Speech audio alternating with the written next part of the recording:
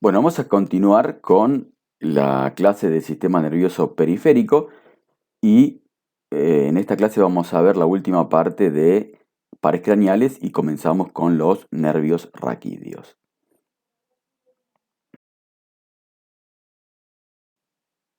Y continuando con los pares craneales, vamos a ver ahora al décimo par craneal, también llamado vago o neumogástrico. Este nervio tiene una función mixta, es decir, que es motor, sensitivo y vegetativa.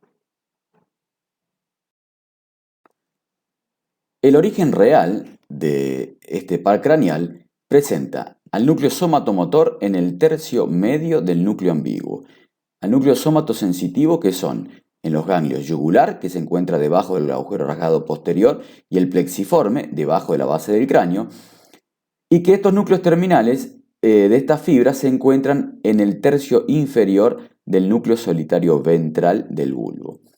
Los núcleos visceromotores son fibras que salen de los núcleos dorsal del vago y secretor de la mucosa digestiva, también del bulbo, y por último el viscerosensitivo son del tercio inferior del núcleo solitario dorsal. Y todas estas fibras van a formar a lo que es el décimo par craneal o vago o neumogástrico, por lo tanto tiene función somatomotora, somatosensitiva, visceromotora y viscerosensitiva. El origen aparente de este nervio craneal se encuentra en el surco colateral posterior del bulbo y que va a salir entre el noveno par craneal y el 11 par craneal o espinal que se encuentra por debajo. Veamos los recorridos y relaciones. En la porción intracraneal, este nervio da una rama meningia para las meninges. Sale del cráneo por el agujero rasgado posterior entre el glosofaringio, que se encuentra por delante, y el espinal, que se encuentra por detrás. En su recorrido, presenta al ganglio yugular, a la altura del agujero rasgado posterior, y en la base del cráneo al ganglio plexiforme. El nervio atraviesa la región cervical, torácica y termina en el abdomen teniendo distintas relaciones tanto en el vago derecho como el izquierdo. Por eso pasemos ahora a ver cuáles son esas relaciones. En la región cervical, tanto el derecho como el izquierdo, esas son iguales, ya que el nervio corre en el ángulo diedro formado por la arteria carótida interna y la vena yugular interna, formando el paquete vasculonervioso del cuello. Recordemos que el paquete vasculonervioso bajo del cuello estaba formado por la carótida primitiva, el vago y la yugular interna, mientras que el paquete vasculonervioso alto del cuello estaba formado por la carótida interna, la yugular interna y el vago o neumogástrico. Es decir, que las relaciones son las mismas en el ángulo diedro del paquete vasculonervioso del cuello.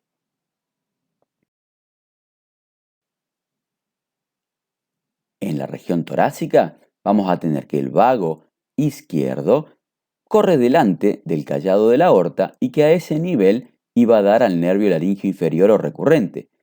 Luego pasa detrás del pedículo pulmonar izquierdo, mientras que el vago derecho pasa por delante de la arteria subclavia derecha y a ese nivel iba a dar al nervio laringio inferior o recurrente derecho.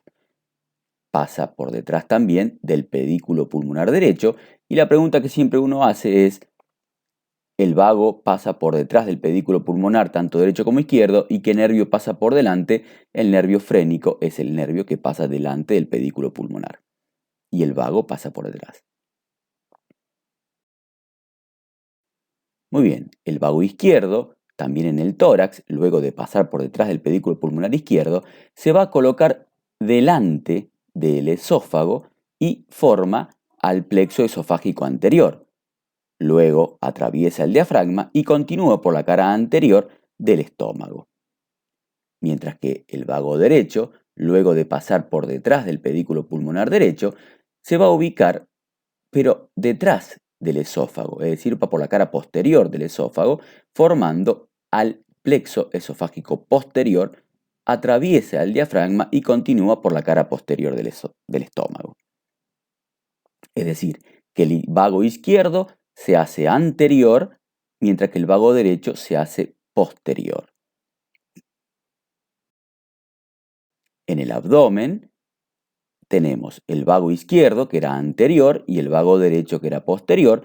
Van a inervar tanto la cara anterior y posterior del estómago y corren por la curvatura menor con el nervio anterior y posterior de la target, que luego terminan formando lo que se denomina pata de cuervo o nervios de la target.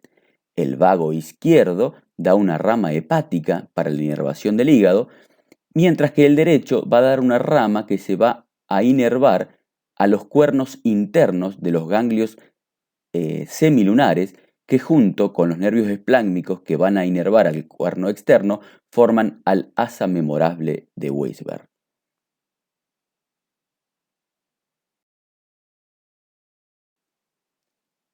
Veamos las ramas colaterales, y de aquí tenemos que diferenciar también las colaterales de la región cervical torácica. A nivel cervical va a dar un nervio que se llama el nervio laríngeo superior, que da una rama superior para la mucosa del epiglotis y para el músculo cricoideo, y otra inferior que inerva la subglotis y al constrictor inferior de la faringe. Va a dar un ramo auricular del vago para la piel de la oreja, va a dar un ramo faringio para la mucosa faríngea, va a dar un nervio carotidio para la carótida. Y por último, el nervio cardíaco superior, que da la inervación parasimpática del corazón. A nivel del tórax, las colaterales son el nervio laríngeo inferior o recurrente derecho, nervio laríngeo inferior o recurrente izquierdo, nervios cardíacos medios e inferiores que inervan también parasimpáticamente al corazón, nervios traqueales, pleurales y pulmonares, y ramos esofágicos anteriores y posteriores. Vemos en más detalle al nervio laríngeo inferior recurrente, ya que inervan a todos los músculos de laringe, a excepción del cricotiroideo. Y este nervio, en una vista posterior de lo que es la faringe y el esófago, y una vista anterior del callado de la aorta, vamos a tener que, ahí tenemos una vista lateral de lo que es la laringe, la tráquea y el esófago. Vamos a tener que el nervio laríngeo inferior o recurrente derecho asciende por detrás de lo que es la subclavia. Sigue el borde derecho del esófago y se une al laringio superior, formando lo que es el asa de Galeno. Mientras que el nervio laríngeo inferior recurrente izquierdo asciende por detrás del callado de la aorta y luego por el ángulo que le forman el esófago y la tráquea para unirse al laringio superior homolateral, formando también el asa de Galeno. Entonces hay una unión de los dos nervios laringios superior e inferior o recurrente. Veamos al 11 par craneal, espinal o nervio accesorio. Tiene una función motora y está formado por dos raíces, una espinal y otra craneal. El origen real de la raíz craneal es el tercio inferior del núcleo ambiguo, ubicado en el bulbo. La rama espinal está situada en las astas anteriores de la médula espinal. Y esas dos raíces van a formar a lo que es el 11 par craneal espinal o nervio accesorio. El origen aparente del 11 par craneal es en el surco colateral posterior del bulbo, en donde nace por una rama, como dijimos, craneal y otras ramas espinales. Sale por debajo del vago o neumogástrico, que también salía por el surco colateral posterior del bulbo. Veamos el recorrido y las relaciones. La raíz vulvar, que es la que viene del núcleo ambiguo, que era la raíz craneal, está formado por filetes de 4 a 5 filetes que se unen entre sí, mientras que las raíces espinales van a unirse también por 5 a 6 filetes y salir de la médula, se reúnen y ascienden para salir o pasar por el agujero occipital y ahí unirse con la rama vulvar. Luego de la unión de la rama vulvar, van a salir del cráneo por el agujero rasgado posterior detrás del vago, dividiéndose en dos ramas. Una rama interna, formada por fibras de la raíz vulvar, que se dirige al ganglio plexiforme del vago, y una rama externa que desciende en la región cervical, e inerva al músculo esternocleidomastoideo y al músculo trapecio junto con los nervios de cervical 3 y cervical 4 del plexo cervical. Es decir, que la función de este nervio es la inervación del esternocleidomastoideo y del trapecio, entre otras. Por último, veamos al 12 par craneal o hipogloso mayor, que tiene una función motora e inerva los músculos de la lengua, los infraoideo y al genioideo. El origen real es en el núcleo somatomotor ubicado en la cara posterior del bulbo que formaba en el ala blanca interna en el piso del cuarto ventrículo.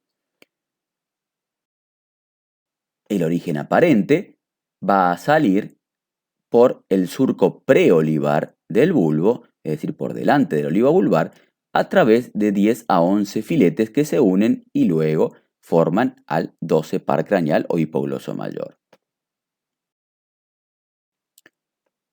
Luego de su origen aparente, el recorrido y relación es el siguiente. En el interior del cráneo se relaciona hacia atrás con el 9, 10, 11 par craneal, por debajo con la arteria vertebral y por encima con el paquete acústico facial. Sale del cráneo por el agujero condilio anterior, acompañado por la arteria meningia posterior y por una vena emisaria. Penetra en la región retroestilia y da dos ramas. Una es una rama anterior que va a inervar a los músculos de la lengua y una rama descendente que es anastomosa con un ramo del plexo cervical, que es un ramo descendente del plexo cervical que viene de C2 y C3 para formar lo que se denomina asa del hipogloso y de cuya asa van a nacer los nervios que van a inervar a los músculos infraoideos. Recordemos que este 12 par craneal o nervio del hipogloso va a formar parte de los triángulos de Pirogov, Beklar y Farabeuf. Recordemos, ahí tenemos el triángulo de Pirogov que formaba parte del límite de ese triángulo de Pirogov. Recuerden que ese triángulo de Pirogov estaba formado por un borde posterior del músculo miloideo, el hipogloso mayor y el tendón intermedio del músculo digástrico, y en su interior se podía observar la arteria lingual. Ese es el triángulo de Pirogov. El triángulo de Beklar, por su parte, el hipogloso era parte del contenido de ese triángulo de Beklar, junto con la arteria lingual, y ese triángulo de Beklar estaba delimitado por el borde posterior del músculo hiogloso, el hueso hioides por debajo y el vientre posterior del digástrico hacia arriba. En este caso, el nervio hipogloso formaba parte del contenido del triángulo de Beklar.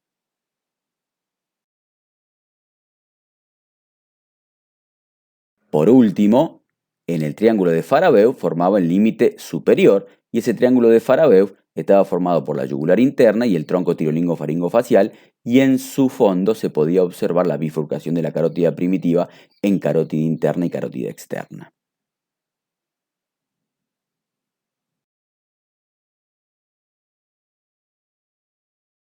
Muy bien, y en este esquema se puede representar, ahí tenemos el asa del hipogloso y los tres triángulos de Pirogov, el de Beklar y el de Farabeuf. Fíjense lo próximo que están todos a nivel de la región suprayoidea y del cuello. Muy bien, de esta manera terminamos con los nervios craneales y vamos a comenzar a estudiar los nervios raquídeos, que recordemos que eran 33 a 31 nervios raquídeos. Los nervios raquídeos son el número de 31 a 33 y nacen de la médula espinal, atraviesan los agujeros de conjunción para distribuirse en el territorio orgánico que están destinados. Estos nervios raquídeos se dividen en 8 nervios cervicales, 12 nervios dorsales, 5 nervios lumbares, 5 sacros y 1 a 3 coccigios. Todos los nervios raquídeos son mixtos, es decir, tienen una rama sensitiva y una rama motora. Y estos nervios raquídeos o espinales se van a dividir en una rama anterior o ventral y una rama posterior o dorsal, luego que salen del agujero de conjunción. Recordemos que las ramas sensitivas ingresaban al sistema nervioso central, mientras que la motora salían. Entonces, estos nervios, estas fibras motoras, se van a cruzar, al igual que la sensitiva. Por eso, las ramas anteriores o ventrales y posteriores o dorsales de los nervios espinales o raquídeos son mixtas. Es decir, que tanto la rama anterior y posterior tienen rama motora y rama sensitiva. Bien, y comencemos a estudiar las raíces posteriores de los nervios raquídeos. Recordemos que del agujero de conjunción, esos nervios raquídeos se dividen en una rama anterior y otra posterior. Veamos la posterior, qué recorrido y qué relaciones tienen. Las raíces posteriores de los nervios raquídeos se dividen hacia atrás y dan ramos cutáneos y ramos musculares, y su distribución va a ser variable según sea la región del cuerpo. Y vamos a tener que las ramas posteriores de los nervios cervicales son 8, y las dos primeras presentan una disposición especial. La rama posterior del primer nervio cervical sale del conducto vertebral entre el occipital y el atlas e inerva a los músculos recto posterior mayor y menor de la cabeza, al oblicuo mayor y menor de la cabeza. Mientras que la rama posterior del segundo nervio cervical, o también llamado nervio de Arnold, o nervio occipital mayor, sale del conducto vertebral entre el atlas y el axis y se dirige hacia afuera y termina en la piel de la región occipital. A su vez, da un ramo que se anastomosa con la rama posterior del primer nervio cervical y un ramo para los músculos de la nuca, es decir, el complexo, esplenio y trapecio. Las ramas posteriores de los últimos 6 nervios cervicales se distribuyen para los músculos y la piel de la región de la nuca.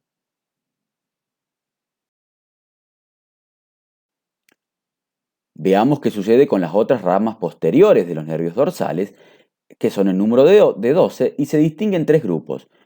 La rama del primer nervio dorsal, que da ramos musculares y cutáneos. Las ramas posteriores de los 7 nervios dorsales siguientes se dividen cada una en 2 ramas. Una externa o muscular para el músculo dorsal largo y sacrolumbar, y un ramo interno o músculo cutáneo para el transverso espinoso y la piel. Mientras que la rama posterior de los últimos 4 nervios dorsales son para los músculos espinales y la piel de la región. Las ramas posteriores de los nervios lumbares son en número de 5 y dan filete para los músculos espinales y filetes internos y externos para la piel. Las ramas posteriores de los nervios sacros también son 5 y salen por los agujeros sacros posteriores e inervan a los músculos espinales a través de filetes motores y a la piel por filetes sensitivos. Y por último, las ramas posteriores de los nervios coxígeos van a la piel que cubre el coxis. En definitiva y en resumen, las ramas posteriores de todos los nervios raquídeos está dirigida para la piel y los músculos de la región posterior de nuestro cuerpo, que va a ser para la región cervical, dorsal, lumbar o sacra, según la zona de los nervios que donde salen.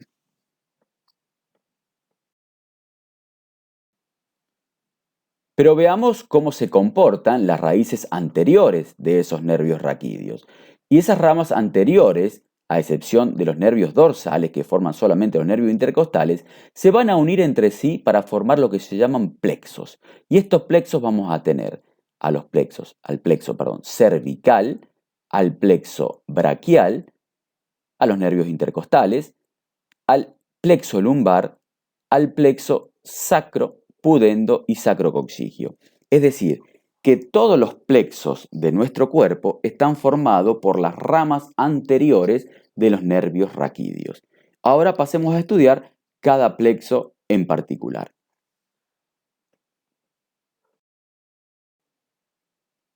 Y comencemos con el plexo cervical. Este plexo cervical está ubicado profundamente en la región cervical, a los lados de la columna y de los músculos prevertebrales, por detrás de la aponeurosis cervical profunda que lo separa del paquete vasculonervioso del cuello. Está formado por las ramas anteriores de los 4 primeros nervios cervicales. Bien, esto es un esquema del plexo cervical. Es un poco complejo como se ve a la vista, pero bueno, vamos a ver cómo estaba formado. Dijimos que estaba formado por los 4 primeros nervios cervicales. Y vamos a tener que una rama del C1 se va a unir con una rama ascendente del C2 para formar el ansa del atlas. una rama descendente del C2 se une con una rama ascendente del C3 y forma el ansa del axis. Una rama descendente del C3 se une con una rama superior del C4 y forman el ansa de la tercera vértebra cervical. Y de esta manera, de estas tres ansas, van a salir todas las ramas de los nervios de la región cervical. Y vamos a tener que del ansa del atlas van a salir nervios para el recto, para el músculo recto anterior mayor y menor de la cabeza y largo de la cabeza. Va a haber una rama que es anastomosis para el 12 par craneal o hipogloso mayor. Va a haber una rama que es para el músculo genioideo y otra rama para el tiroideo. A su vez, va a haber una anastomosis para el 10º par craneal. Del C2 van a salir nervios para los músculos largos del cuello y largos de la cabeza. Va a haber una rama que se llama angular magno y otro nervio que es el occipital menor o ramo mastoideo. A su vez, del ansa del axis van a salir ramas cervical transversa, una rama para el escaleno anterior y una rama para el esternocleidomastoideo. Del C2, a su vez, va a dar una rama descendente que se une con otra descendente del C3, formando una rama descendente cervical que se une con la descendente del hipogloso mayor porque formaba el asa del hipogloso, y esa asa del hipogloso iban a salir ramas para los músculos infraioideos, que es decir, al homoioideo en su vientre superior, al músculo externo tiroideo, al músculo externo ioideo y al homoioideo en su vientre inferior. A su vez, del tercer cervical van a salir ramas que van a inervar al escaleno medio, posterior y elevador del omóplato y ramas para los músculos largos del cuello y largo de la cabeza. Del ansa de la tercera vértebra cervical van a salir nervios o ramos supraacromiales, ramos supraclaviculares y ramos o nervios para el trapecio, al angular del omóplato y al romboides. Del cuarto nervio cervical también va a haber nervios para los músculos largos del cuello y largo de la cabeza y van a tener ramas para el escaleno medio, posterior y el elevador del omóplato y ramas para el plexo braquial. A su vez, una rama principal del cuarto que recibe una rama del tercero y una rama del quinto va a formar al nervio frénico, que es el nervio más largo y más importante de este plexo cervical.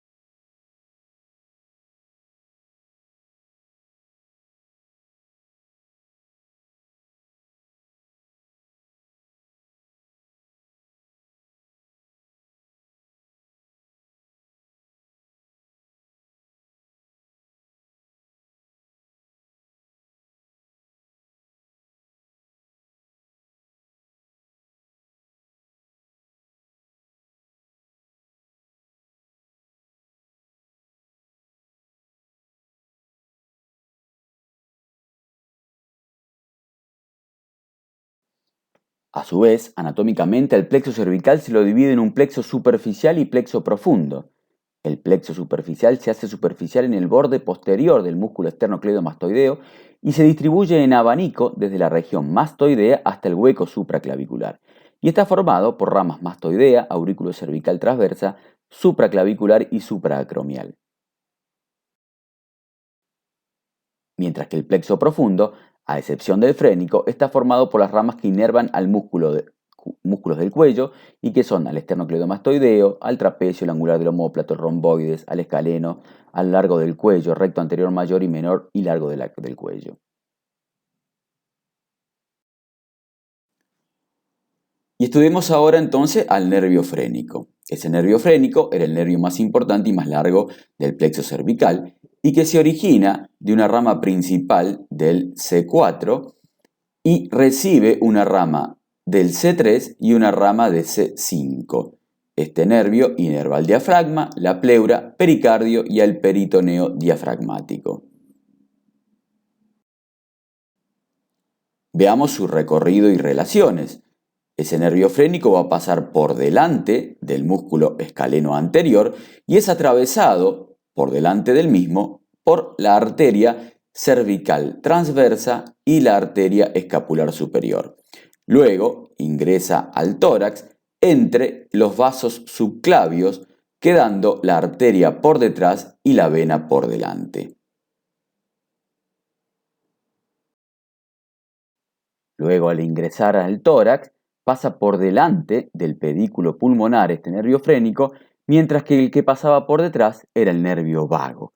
Cuando estudiábamos el vago, era que el vago pasaba por detrás del pedículo pulmonar y quien pasaba por delante era el nervio frénico. Ahora lo vemos desde el punto de vista del nervio frénico. Bueno, el nervio frénico pasa por delante del pedículo pulmonar y el vago pasa por detrás.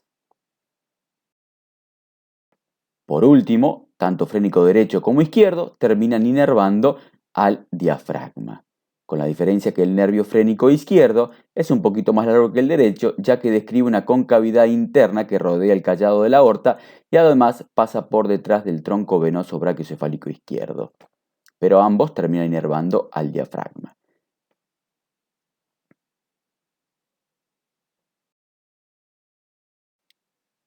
Muy bien, comencemos ahora con el plexo braquial. Una vez estudiado el cervical, vamos a ver ahora el plexo braquial. Y este plexo braquial está situado en la cavidad axilar, que se está delimitada hacia atrás por los músculos subescapular, hacia adelante por el pectoral mayor y menor, hacia adentro por el serrato mayor y hacia afuera por la articulación del hombro. Bien, este plexo braquial está formado por las ramas anteriores de los 4 últimos nervios cervicales y el primer nervio dorsal.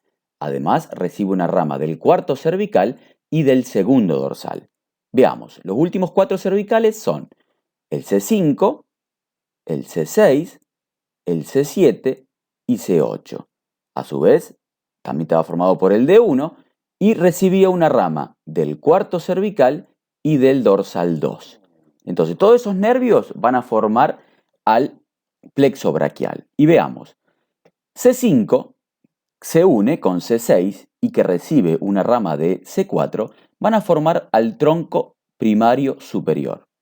El C7 solamente va a formar al tronco primario medio y el C8, que recibe una rama del D1 o que se une con el D1 y que recibe una rama del D2, van a formar al tronco primario inferior. Es decir, que se forman 3 troncos, que son los troncos primarios, superior, medio e inferior. Cada uno de esos troncos se van a dividir en ramas anteriores y posteriores, de la siguiente manera. Vamos a tener que el tronco primario superior se divide en una rama anterior y una posterior y van a formar al tronco primario anterosuperior y tronco primario posterosuperior. El tronco primario medio se divide en una rama anterior y una rama posterior que van a formar al tronco primario anteromedio y al tronco primario posteromedio. El tronco primario inferior se va a dividir en una rama anterior y una rama posterior que van a formar al tronco primario póstero-inferior y al tronco primario antero-inferior. Los troncos primarios antero-superior y tronco primario antero-medio se van a unir para formar al tronco secundario antero-externo. Los troncos primarios posteriores, es decir, el superior, el medio y el inferior, se unen para formar al tronco secundario posterior. Y solamente el tronco primario antero-inferior va a formar al tronco secundario antero-interno. De todos estos troncos, tronco secundario antero-externo, tronco secundario posterior y tronco secundario antero-interno, van a salir las ramas terminales de este plexo braquial, que son, del tronco secundario antero-externo va a dar al nervio músculo cutáneo y a la raíz antero-externa del nervio mediano. El tronco secundario posterior va a dar al nervio circunflejo y al nervio radial. El tronco secundario antero interno va a dar a la raíz anterointerna del nervio mediano y al nervio cubital, al braquial cutáneo interno y al accesorio del braquial cutáneo interno. ¿Estamos? Entonces, todas estas ramas son las ramas terminales del plexo braquial, que son el nervio músculo-cutáneo, la raíz anteroexterna del nervio mediano, el nervio circunflejo, el nervio radial, la raíz anterointerna del nervio mediano, el cubital, braquial cutáneo interno y accesorio del braquial cutáneo interno.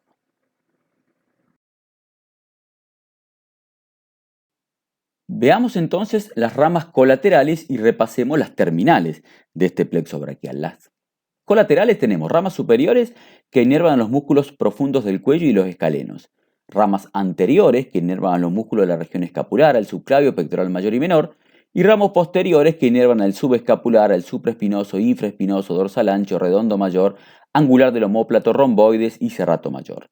Las ramas terminales del tronco secundario anteroexterno se origina el nervio músculo cutáneo y raíz externa del mediano. Del tronco secundario anterointerno se origina la raíz interna del mediano, el cubital, el braquial cutáneo interno y su accesorio, y una rama también para el pectoral menor. Y del tronco secundario posterior se originan el nervio radial y el circunflejo.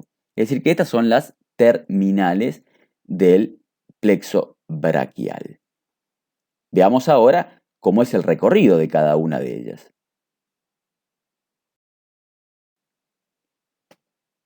Y antes del recorrido vamos a ver las relaciones de estas terminales con los vasos axilares. Y en este caso vamos a ver que el tronco secundario posterior va a pasar por detrás de la arteria axilar, mientras que los troncos secundario anteroexterno y anterointerno pasan por el lado y las ramas terminales luego se van a relacionar por delante y por el costado de la arteria axilar, teniendo en cuenta que el nervio mediano con su V o sus ramas externa e interna del mediano se van a relacionar en su cara anterior de la arteria axilar para luego relacionarse con el nervio mediano en sí en la parte anterior.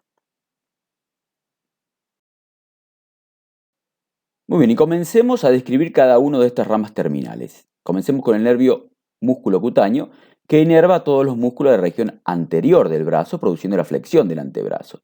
Este nervio músculo cutáneo perfora al músculo coracobraquial, que por lo tanto se denomina también nervio perforante de Caserio, y corre entre este músculo, es decir, el coracobraquial, y el bíceps. Luego se dirige hacia abajo y afuera y se hace cutáneo a través de sus dos ramas terminales, que es una rama anterior y una rama posterior. En su recorrido va a dar una rama para la arteria humeral, una rama para el húmero, una rama para la articulación del codo y una rama para el músculo braquial anterior. Al hacerse cutáneo o la inervación cutánea sensitiva es para la piel anteroexterna y posteroexterna del antebrazo hasta la región tenar.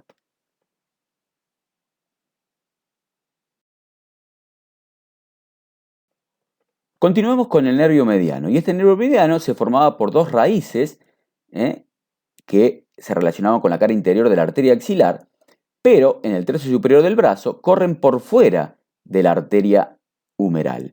En la parte media del brazo van a formar o cruzar, a esta arteria por delante, cruzándola en X, mientras que en el tercio inferior del brazo se sitúa por dentro de la arteria humeral. Es decir, que primero se encuentra por fuera, luego la cruza por delante y por último termina hacia adentro de la arteria humeral. En el brazo, el mediano no da colaterales.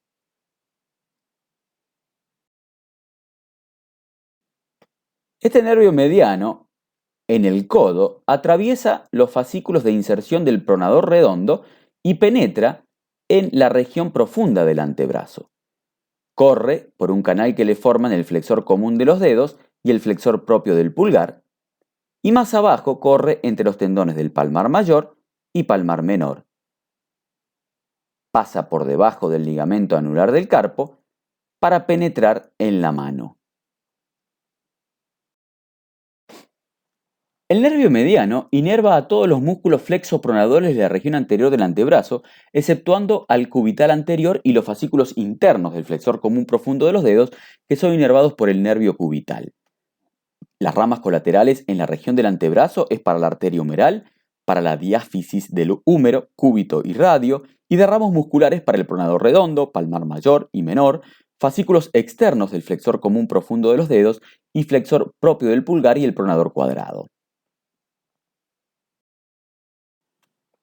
Este nervio mediano, luego de atravesar el ligamento anular del carpo, penetra la mano y va a dar una rama tenar donde va a inervar al separador corto, al oponente del pulgar y a la superficial del flexor corto, quedando sin inervación al aductor y flexor del pulgar que son inervados por el cubital.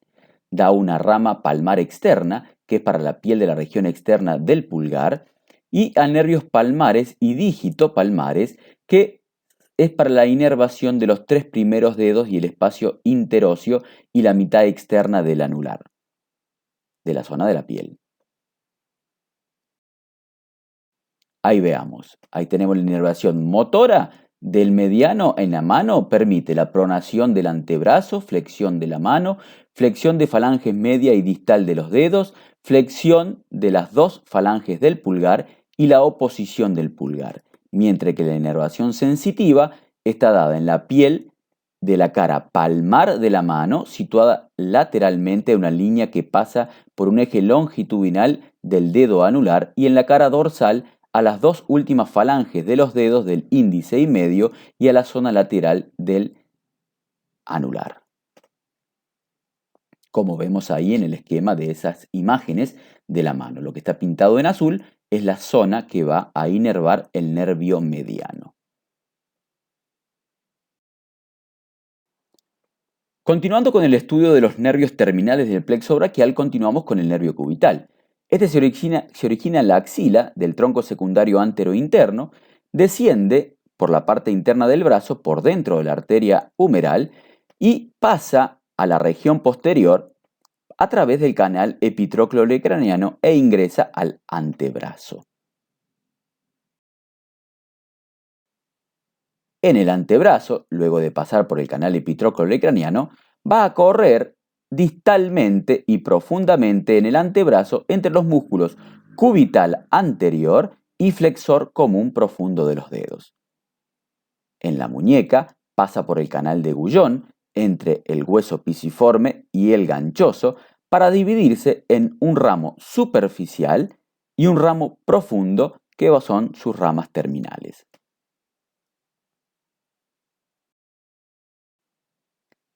En el antebrazo, el nervio cubital inerva al cubital anterior y a los fascículos internos del flexor común profundo de los dedos. En la mano, inerva los músculos hipotenares, es decir, al separador, al flexor corto y al oponente del meñique, a los músculos interóseos dorsales y palmares, dos lumbricales internos. Además, inerva al aproximador o aductor y al flexor corto del pulgar, que pertenecen a la región tenar y que no eran inervados por el nervio mediano. La inervación motora del nervio cubital permite la flexión de la falange proximal de los dedos y la extensión de las medias y distales del cuarto y quinto dedo, la aducción y abducción de los dedos 2 al quinto, la aducción y flexión del pulgar y la aducción y flexión de la articulación radiocarpiana. Mientras que la inervación sensitiva inerva a la piel de la cara palmar de la mano, situada en la parte interna de la línea que pasa por el eje longitudinal del dedo anular y también a la mitad interna de la cara dorsal de la mano, es decir, tanto la cara palmar como dorsal por dentro de la línea del eje longitudinal que pasa por la mitad del dedo anular, como vemos ahí en la representación de estas imágenes de la mano, tanto en la cara dorsal como en la cara palmar.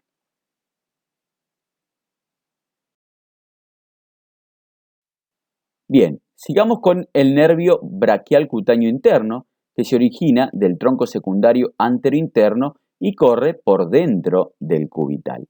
Este nervio braquial cutáneo interno va a perforar la aponeurosis muscular junto con la vena basílica y es donde se va a bifurcar en una rama anterior y una rama posterior. La rama anterior va a inervar la piel anterointerna del brazo y antebrazo, mientras que la rama posterior va a inervar la piel posterointerna del codo y antebrazo.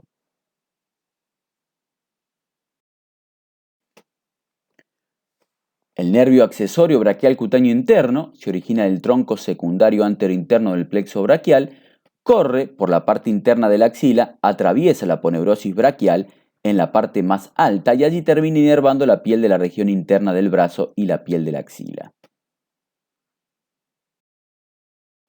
Veamos ahora al nervio circunflejo, que se originaba del tronco secundario posterior, se dirige hacia abajo, afuera y atrás y pasa por el cuadrilátero de Velpo. Ese cuadrilátero de Velpo, que cuando vimos los músculos del hombro, estaba formado por el redondo mayor hacia arriba, el redondo menor hacia abajo, el húmero hacia afuera y la porción larga del tríceps hacia adentro. Por ese cuadrilátero pasa el nervio circunflejo y luego de pasar a la parte posterior de la axila, por detrás del omóplato, da sus ramas colaterales y terminales. Las ramas motoras inervan al deltoide y redondo menor. Las ramas sensitivas se dirigen a la articulación del hombro, a la piel del hombro y a la piel de la región externa del brazo en su tercio superior.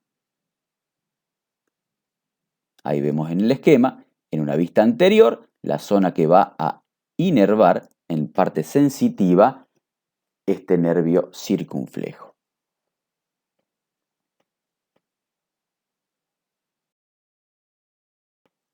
Por último, veamos al nervio radial, que este nervio radial nacía junto con el nervio circunflejo del tronco secundario posterior y se dirige hacia afuera y abajo, pasando por el triángulo húmero-tricipital. Este triángulo húmero-tricipital estaba formado por el húmero hacia afuera, el redondo mayor hacia arriba y la porción larga del tríceps hacia adentro. Luego de salir de dicho triángulo, penetraba en la parte posterior del brazo, corría por el canal de torsión del húmero entre el vasto externo e interno del tríceps, para luego continuar su descenso y en el borde externo del húmero, a nivel del pliegue del codo, se divide en sus ramas terminales. Inerva a todos los músculos de la región posterior del brazo y antebrazo. Al primer y segundo interóseo, sus ramas sensitivas inervan a la piel de la región postero-externa del brazo, a la piel de la región media y posterior del antebrazo, dorso de la mano, cara externa e interna del índice y medio, interna del pulgar y externa del dedo anular. Ahí vemos la representación de la parte sensitiva de donde va a inervar este nervio radial. Muy bien, luego de haber descrito todos los nervios del plexo braquial, veamos la inervación sensitiva del miembro superior, en donde está representado por un numerito, en donde el número 1 es el nervio mediano, en una vista anterior y vista posterior del miembro superior. El número 2 es el nervio cubital, el número 3 es el nervio radial, el número 4 el nervio musculocutáneo, el 5 el braquial cutáneo interno, el 6 el accesorio del braquial cutáneo interno y el 7 por último el nervio circunflejo. Esa es la zona sensitiva de todas las ramas terminales del plexo braquial.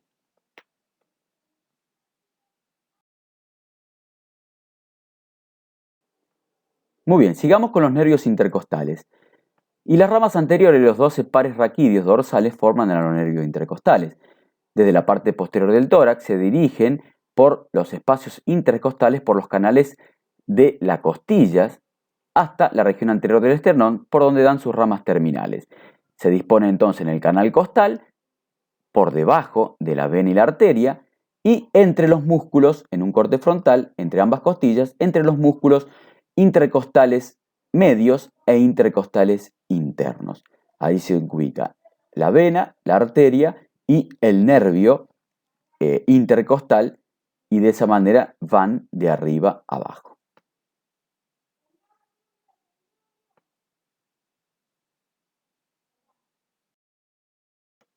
Desde que sale del agujero de conjunción, estos nervios dorsales, el recorrido de relación es el siguiente, teniendo en cuenta a los diferentes músculos de la región costal, es decir, el intercostal externo, medio e interno. Estos nervios intercostales van a describir la siguiente relación.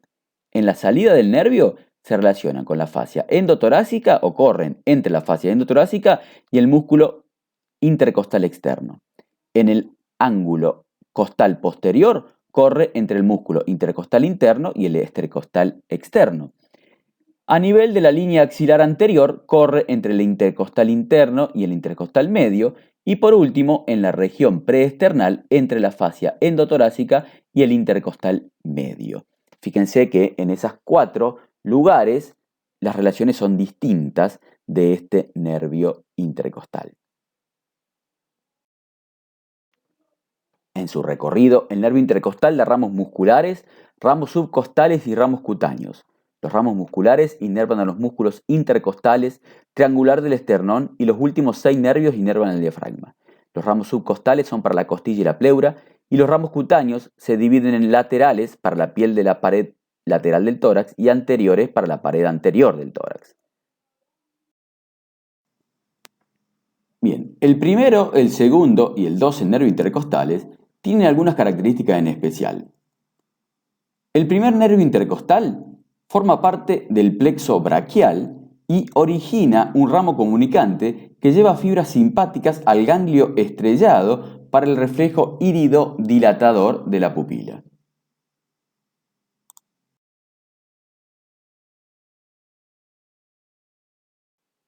El segundo nervio intercostal participa en la inervación sensitiva del brazo al formar parte del plexo braquial. Recordemos que el D2 iba a dar una rama para el D1 y para formar así el tronco primario inferior.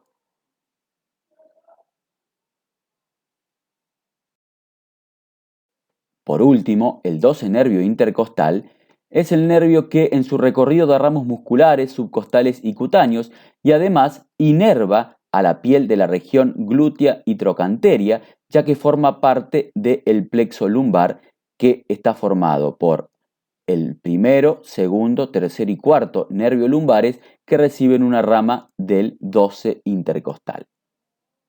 Esto es tema de la próxima clase.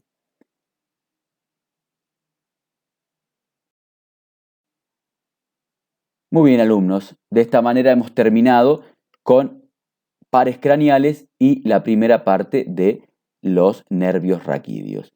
Muchas gracias por su atención.